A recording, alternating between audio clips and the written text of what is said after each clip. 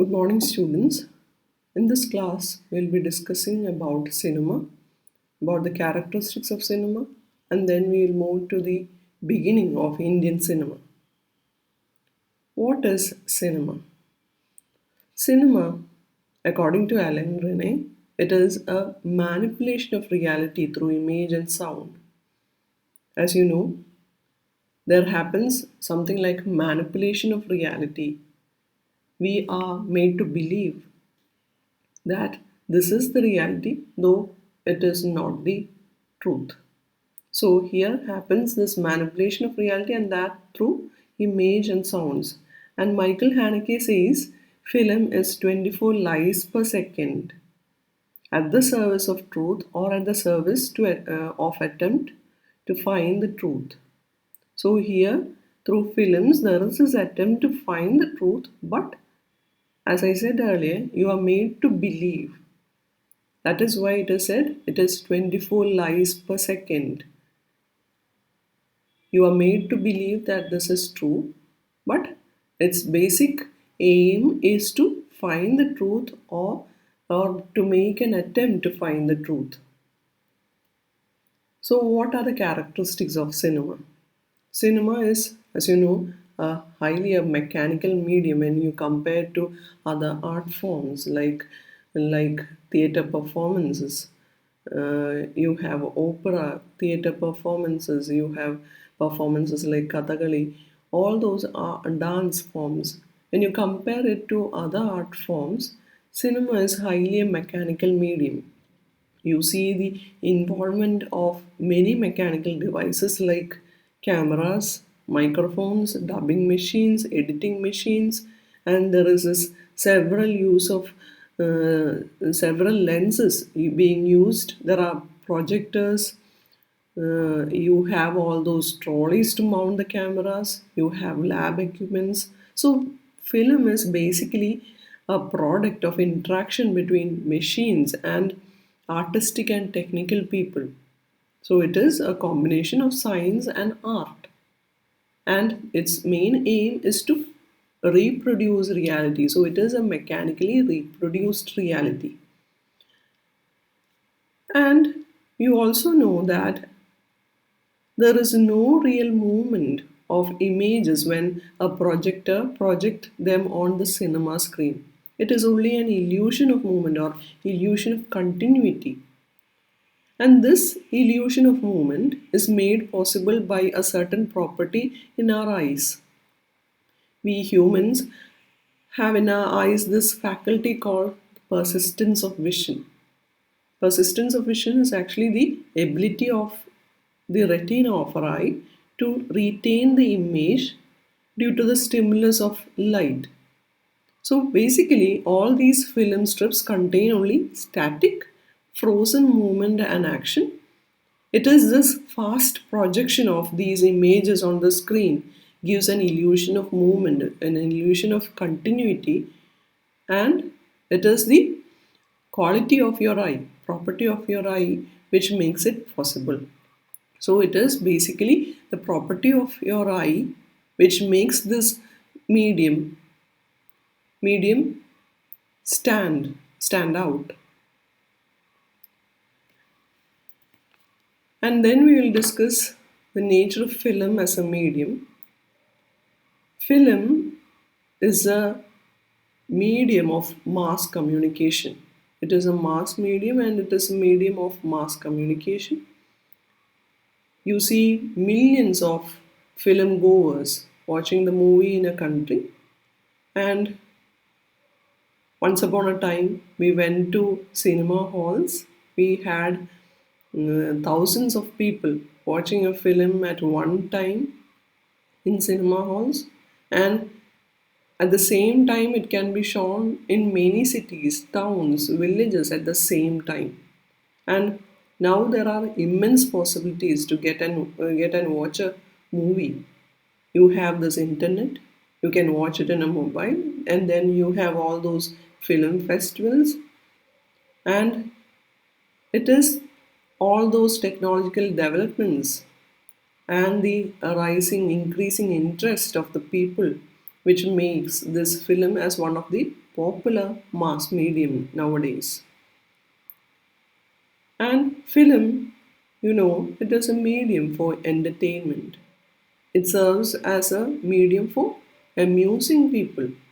It gives people this opportunity to explore the lighter side of life, which which can or cannot, which may or may not be realistic. It is a means to ease your tension. You watch it for leisure, even though you know that it is a make believe world.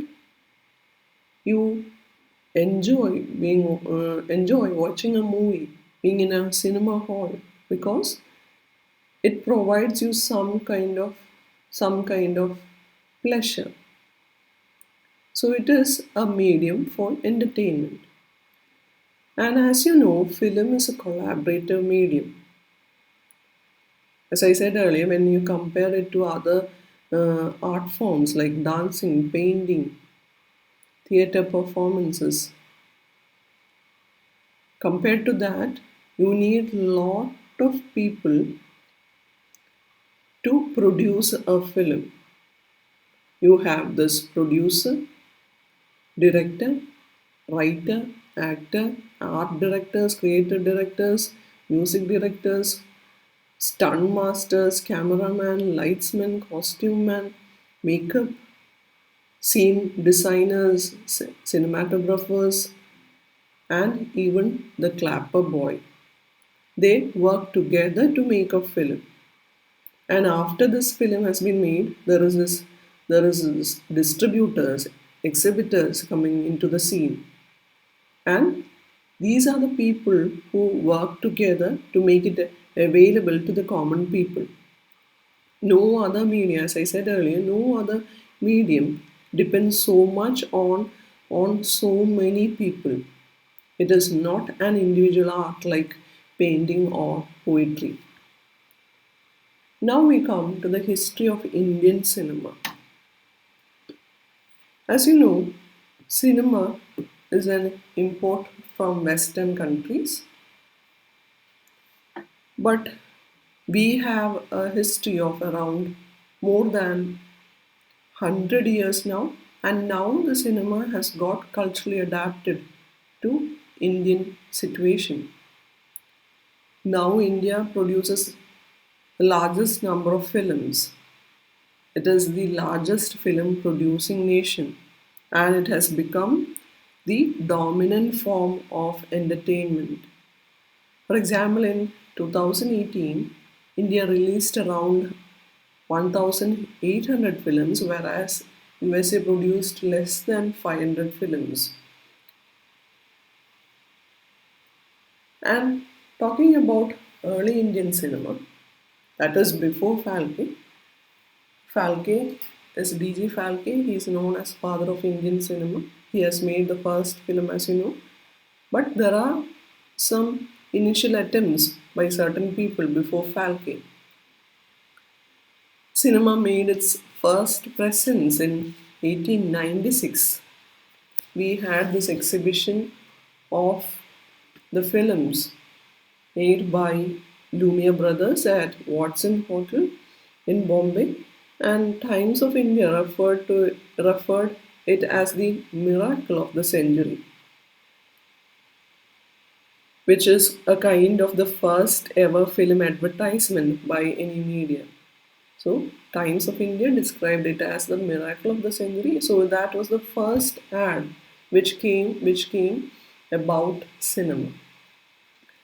And then we have Harishchandra S. Bhattacharya, who produced a film named Wrestlers in 1896. So basically, it was just a scene of two wrestlers fighting. That's all. It did not have any kind of a narrative. It was just a picturization of a certain incident. And then you have Tana Wale and Hiralal Sen also made films on incidents. And then came the first one of the first notable attempts. One is that is Pundalik in 1912 by N.G. Chitray and R.D. Tony. Basically, it was a film recording of a stage play based on the life of Saint Pundalik from Maharashtra. So it was just a recording of a stage play. That is why Pundalik didn't get this title as the first Indian film. Along with that, there were another reason it was shot by an Englishman, and also it was not shown as an independent Indian film. It was usually clubbed with all those Western films. We had Western films coming to India, and these films were exhibited along with that Western films. So these were the reasons why Hindalik is not considered as the first Indian film. It was basically a film recording, and the this it was shot by an English person, and it was clubbed with other Western films. And then comes B.G. Phalke, Dundiraj Govind Phalke. He is known as the father of Indian cinema. We have this Lifetime Achievement Award named on him, Dada Saheb Phalke Award.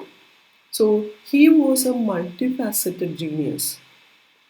He was a drama teacher, he was a painter, magician, photographer, and a visionary. So basically, many of these directors have this association with magic and photography. Basically, all these mediums also have share the qualities of a film. Magic, you see, as I said earlier, it is something like manipulation of reality, and photography, it is actually recording of reality. So all some of these early directors had associations with magic and photography, which later their interest later turned into cinema. And D.G. Phalke was inspired by this exhibition of a Western film titled Life of Christ. And then he thought about working on a film, and he thought that he will take all those Indian mythologies, that is all those films, all those narratives which resonate with the hearts of Indians, rather than talking about events from Western nation. He thought he should work on Indian mythologies, and through that he will be able to connect with the audience of India. And then came his first film. It was Raja Harishchandra. So it was a kind of 50-minute long film, and as I said earlier, it was shown as an independent film, and the complete crew of the film were Indians. So that is why it is known as the first Indian film. And that too, along with that, it was not just a picturization of a certain event. It had a narrative, it had a story. So Raja Harishchandra came out in 1913, and it became an instant hit. It had all those special effects which uh, actually mesmerized Indian audience. And then he went on to do a series of super hits. Mostly all of them were based on mythologies. It is said that he paved way for the genre of mythologies in Indian cinema. He had this Mohini Basmasu, Satyavan Savitri, Langa Dahan, Mahananda, and his last film was Gangavadaram. And he later, his film company was known as Phalke Films. Later, it got merged into Hindustan Film Company.